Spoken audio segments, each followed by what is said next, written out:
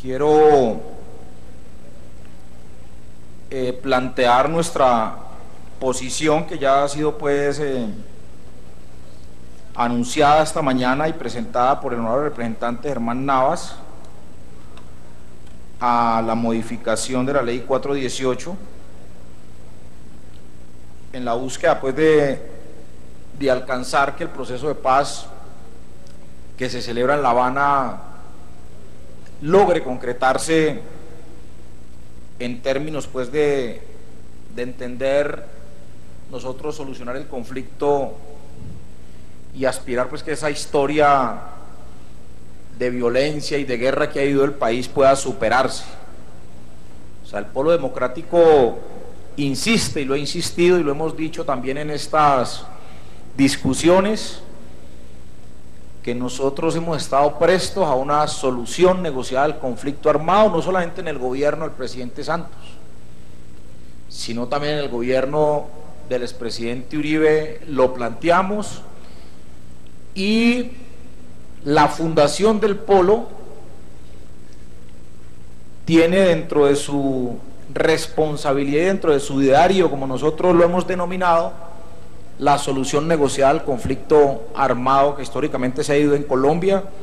y por ende le apostamos a la paz. Esta reforma o estas facultades que hoy se le pretenden entregar al presidente, en primer lugar nosotros hemos venido haciendo una observación. La primera es que estas son facultades expresas al presidente, como también a funcionarios del gobierno delegados por el presidente, para que desarrollen diálogos, negociaciones y firmen acuerdos. Es lo que establece el artículo primero de esta reforma o de la ley 418 como tal. En esta parte no hay ninguna modificación, pero debo advertir que el Polo Democrático, en la discusión que se dio en relación a la forma de refrendar estos acuerdos a través del plebiscito, que fue la figura que utilizó el gobierno nacional o el presidente Santos, pues nosotros presentamos una proposición para que antes de convocarse el plebiscito, el pueblo colombiano conociese los acuerdos, y una vez conocidos los acuerdos, pues naturalmente se procedía a la decisión de convocar el plebiscito que iba a refrendar o no los acuerdos de La Habana, para lo cual pues nosotros mantenemos nuestra postura, mantenemos nuestra convocatoria para que esa publicación de los acuerdos que fueron tenidos en cuenta a partir de la negociación que se da en La Habana, pues el pueblo colombiano lo conozca antes de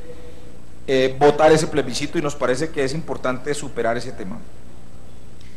Es muy importante también entender la decisión que nosotros tenemos cuando entendemos por qué le apostamos a la paz. Históricamente, para nosotros como miembros de la izquierda democrática, como miembros de los movimientos sociales y como ciudadanos y ciudadanas que hemos confrontado desde que nos conocemos la forma como se gobierna el país, para nosotros es muy importante que en La Habana se logre un acuerdo, y no solamente en La Habana, sino también se avance en un acuerdo inmediato o en una mesa inmediata que permita llegar a acuerdos con el ELN, a fin de entender que no pueden seguir los gobiernos calificándonos a los que pensamos diferente a la forma como se gobierna este país, que porque pensamos diferente hacemos parte del movimiento insurgente. Jamás. Personalmente, y muchos miembros de la izquierda y muchos miembros de movimientos sociales y muchos dirigentes sociales fueron asesinados por el solo hecho de defender derechos, por el solo hecho de defender libertades, y los asesinaron con el argumento de que estos, como eran rebeldes y protestaban y hacían marchas, hacían movilizaciones, organizaban huelgas, organizaban mítines, entonces hacían parte de las estructuras políticas de la guerrilla y por eso fueron asesinados más de 4.000 dirigentes sindicales y por eso fueron asesinados miles y miles de colombianos con el argumento de que hacían parte del movimiento insurgente en Colombia, cuando ha quedado absolutamente demostrado. En el caso mío, que tuve 2 procesos en la Corte Suprema de Justicia por farpolítica con testigos falsos comprados, se demostró plenamente que ni Alexander López, ni Wilson Borja, ni Germán Navas, ni muchos miembros que fuimos acusados por testigos falsos de pertenecer a la insurgencia, pues no hubo una sola prueba que afirmara eso, y ese proceso de paz debe permitir que en este país, una vez firmados esos acuerdos de paz con el ELN y las FARC, pues no se siga estigmatizando a aquel que piensa diferente en gobierno. Es más, nosotros estamos en abierta, pero en definida oposición al gobierno de Santos. A nosotros nos duele lo que hicieron con Isagen,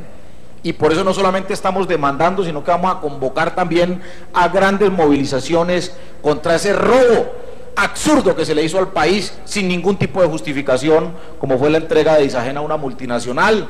Como tampoco nos vamos a quedar callados, y lo vamos a demostrar en este Congreso en el mes de marzo, en relación a la forma como se robaron más de 5.000 millones de dólares en Reficar.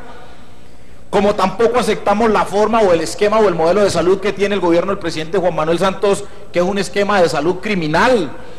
Como tampoco aceptamos el modelo laboral que se tiene en este país, que explota y humilla a miles y cientos de trabajadores. Como tampoco compartimos, y lo hicimos la semana pasada aquí con otros partidos políticos, la forma como se maneja la primera infancia y la forma como se permite. Inclusive en esta semana murieron 5 niños de hambre en La Guajira, cuando entre comillas la orden del presidente era que no muere un niño más en Colombia de hambre, y la respuesta que le da la infamia de no saber administrar y de no manejar bien los recursos del ICBF es que la respuesta es que esta semana mueren 5 niños de hambre por la irresponsabilidad de una directora que no sabe ni dónde está parada. Entonces, claro que no compartimos ese modelo económico de Santos, y enfrentaremos a Santos, y el 17 de marzo vamos a salir con el movimiento social y con el movimiento sindical a protestar contra Santos y su modelo económico, ¿sí? Entonces, es importante precisar esos temas, que nosotros no estamos, desde el punto de vista ideológico, ni desde el punto de vista económico, ni político, con el gobierno del presidente Juan Manuel Santos. Somos el partido de la oposición, el Polo Democrático Alternativo, y es muy importante entenderlo. Señor presidente, vamos a radicar una proposición a propósito de este tema en el artículo 8º, en el parágrafo 3º. Creo que algunos otros colegas ya lo han anunciado, pero para nosotros es muy importante precisarlo. Hace unos 20 días estuve en el departamento del Cauca, y en el departamento del Cauca me reuní con algunas comunidades indígenas, con algunos líderes del movimiento indígena, y la gran preocupación del movimiento indígena es que en sus zonas que ancestralmente los indígenas han habitado y han permanecido, se vayan a definir parte de estas zonas como zonas de concentración, y el movimiento indígena, según lo manifestado por ellos, está dispuesto a hacerse reventar y está dispuesto a movilizarse contra una decisión en ese sentido. En el país todo el mundo habla de posconflicto. El viernes pasado estuve en Buenaventura y tuve la posibilidad también de dialogar, entre otros, con miembros de comunidades raizales, palenqueras y población afro que habitan esta zona del Pacífico, y el comentario, señor presidente, fue efectivamente el mismo. Si nosotros sabíamos si esas zonas de concentración iban a pasar por los territorios de las comunidades afro. Y esa es una pregunta que se está haciendo no solamente las comunidades afroindígenas, sino también las comunidades campesinas.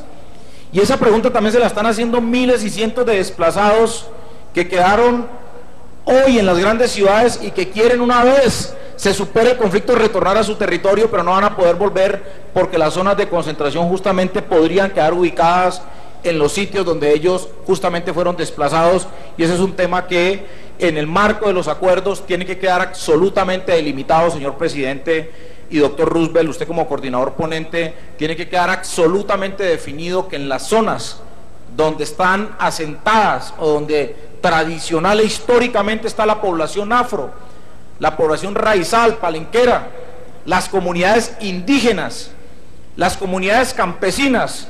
y las víctimas del conflicto no pueden estar en esas zonas, porque esas zonas son de especial protección, así lo ha dicho la Corte Constitucional y así lo han dicho innumerables providencias que protegen la población en ese sentido. Entonces yo quisiera generarle esa proposición a efectos de lograr que, si bien es cierto el marco de esta reforma implica las zonas de concentración, pero las zonas de concentración no pueden estar por encima de los derechos colectivos y por los derechos autónomos de estas comunidades que históricamente no solamente han confrontado al Estado, sino que han confrontado a transnacionales, han confrontado paramilitares, han confrontado grupos al margen de la ley, han confrontado hasta la propia fuerza pública por la defensa de sus territorios. Entonces, señor presidente, yo quiero hacer esa observación, voy a radicar la proposición y voy a ser muy enfático en que ese tema de las comunidades, donde están las comunidades acentuadas, sea de especial protección y las zonas de concentración no vayan a invadir esos espacios y esos territorios donde están estas comunidades. Muchas gracias, señor presidente. Usted, senador Alexander López, tiene el uso de la palabra. El doctor Fernando de la Peña, representante a la Cámara y vocero de Opción Ciudadana en la Comisión Primera.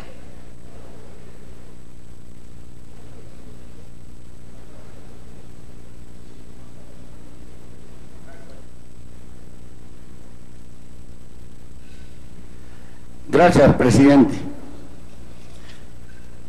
Para el partido Opción Ciudadana, y tal como lo había